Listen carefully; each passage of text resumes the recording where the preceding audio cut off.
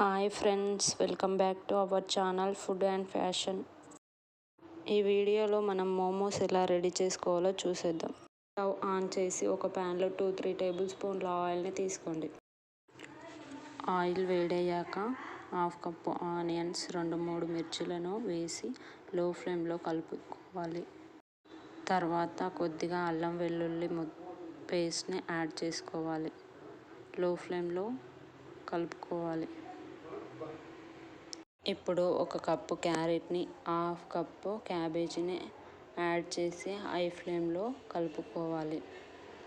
కలుపుతూ ఉండాలి. ఇప్పుడు కొద్దిగా పసుపు, కారం, టేస్ట్కు సరిపడ ఉప్పు యాడ్ చేసి కలుపుకోవాలి. కొద్దిగా డ్రై అయ్యే వరకు కలుపుతూ ఉండాలి. అంతే అండి, స్టఫింగ్ రెడీ అయిపోయింది.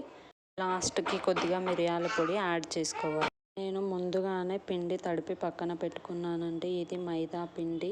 కొద్దిగా సాల్ట్ యాడ్ చేసుకొని తడుపుకోవాలి. సాఫ్ట్గా చపాతీకి తడిపినట్టు తడుపుకోవాలి. వీడియోలో చూపిస్తున్నట్టుగా మోమోస్ను రెడీ చేసుకోవాలండి.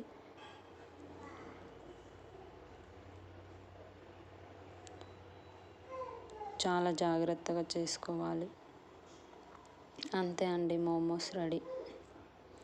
వీడియోలో చూపిస్తున్నట్టుగా పైన కొద్దిగా ఒత్తుకోవాలండి. అంతే. పెద్ద పిండిని తీసుకొని వీడియోలో చూపిస్తున్నట్టుగా చేసుకోవాలండి. ఇప్పుడు ఇంకొకటి చూద్దాం ఎలా చేయాలో. 2 టేబుల్ స్పూన్